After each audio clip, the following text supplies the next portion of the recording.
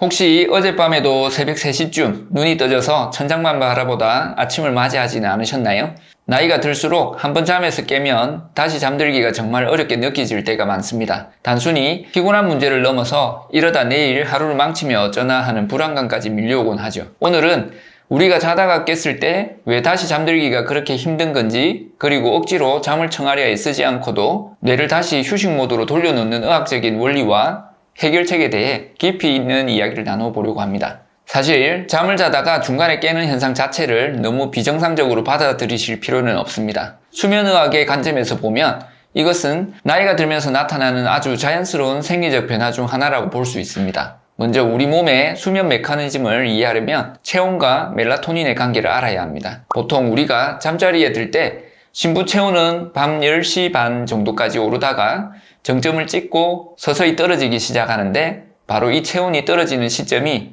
뇌에게 수면 호르몬인 멜라토닌을 분비하라고 신호를 보내는 타이밍입니다. 멜라토닌이 수면에 시동을 거는 열쇠라면 체온 하강은 그 열쇠를 꽂는 행위라고 볼 수 있겠죠. 문제는 수면 중에 체온이 다시 오르는 시점이 찾아온다는 겁니다. 보통 새벽 1시에서 3시 사이가 되면 우리 몸은 자연스럽게 체온을 다시 조금씩 올리면서 얕은 수면 단계로 진입하게 됩니다. 젊었을 때는 깊은 수면의 비중이 높아서 이 구간을 그냥 지나치지만, 나이가 들면 깊은 잠이 줄어들기 때문에 이 미세한 체온 변화와 얕은 수면 단계에서 각성 상태로 튕겨져 나오게 되는 겁니다. 즉 새벽에 깨는 건 몸의 자연스러운 리듬이라는 거죠.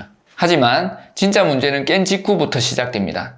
대부분의 분들이 무심코 하는 행동들이 뇌를 완전히 깨워버리거든요. 가장 대표적인 것이 바로 시계를 보는 행위입니다. 눈을 뜨자마자 스마트폰이나 벽시계를 보고 지금 몇 시지 확인하는 순간 우리 뇌는 즉각적인 연산 작업을 시작합니다. 지금이 새벽 3시니까 기상시간이 7시까지 4시간밖에 안 남았네? 큰일 났다. 지금 못 자면 내일 회의는 어떡하지? 이런 식으로 꼬리에 꼬리를 무는 계산과 걱정이 시작되는 거죠. 의학적으로 잠에 들기 위해서는 심박수가 분당 60회 이하로 안정되어야 하는데, 이렇게 시간에 대한 강박을 갖는 순간 교감신경이 자극되면서 심박수가 치솟게 되고 결국 다시 잠들 수 있는 골든타임을 놓치게 됩니다. 게다가 화장실을 가는 것도 신중해야 합니다. 물론 생리적으로 참을 수 없다면 당연히 다녀오셔야겠지만, 많은 분들이 습관적으로 혹은 혹시 몰라서 화장실을 다녀오곤 합니다. 누워있을 때와 달리 몸을 일으켜 걷는 행위는 심박수를 급격히 올리기 때문에 다시 침대에 누웠을 때 우리 몸은 이미 잠들 준비가 해제된 상태가 되어버립니다. 그래서 정말 급한 게 아니라면 가급적 누운 상태를 유지하는 것이 수면의 연속성을 위해 훨씬 유리합니다. 그렇다면 이미 잠에서 깼고 정신이 말똥말똥해졌을 때는 어떻게 해야 할까요? 여기서부터가 진짜 핵심입니다. 제가 가장 권장하는 방법은 호흡을 통해 심박수를 강제로 낮추는 겁니다. 478 호흡법이라는 게 있는데 방법은 아주 간단합니다. 4초 동안 코로 숨을 깊게 들이마시고 7초 동안 숨을 참은 뒤 8초 동안 입으로 천천히 내뱉는 겁니다.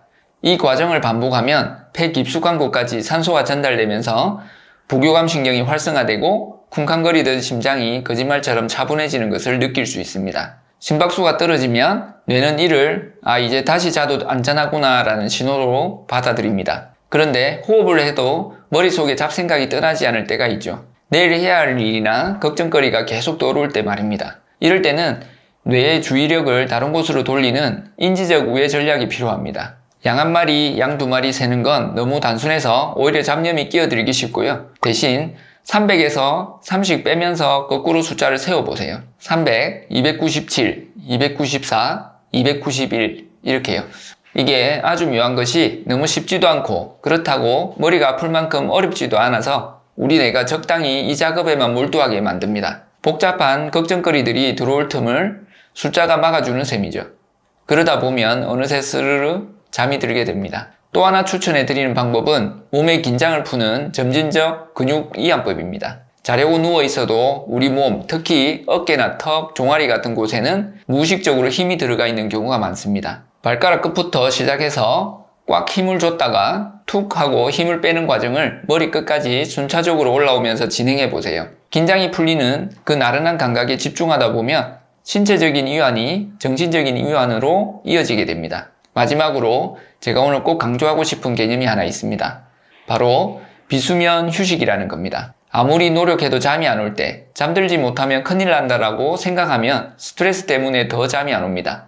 하지만 최근 수면 과학 연구들에 따르면 굳이 잠들지 않더라도 어두운 곳에 누워 눈을 감고 편안하게 호흡하며 쉬는 것만으로도 우리 뇌와 몸은 수면의 20에서 30%에 해당하는 회복 효과를 얻는다고 합니다. 그러니까 잠이 안 오면 그냥 누워서 쉰다고 생각하세요.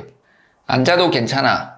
그냥 눈 감고 쉬는 것만으로도 내 몸은 충전되고 있어. 라고 마음을 먹는 순간 역설적이게도 잠에 대한 압박감이 사라지면서 스르르 잠이 찾아올 확률이 훨씬 높아집니다. 우리는 살면서 잠을 자는 법을 따로 배우지 않습니다. 그래서 자다가 깼을 때 당황하고 불안해하는 건 어찌 보면 당연한 일입니다.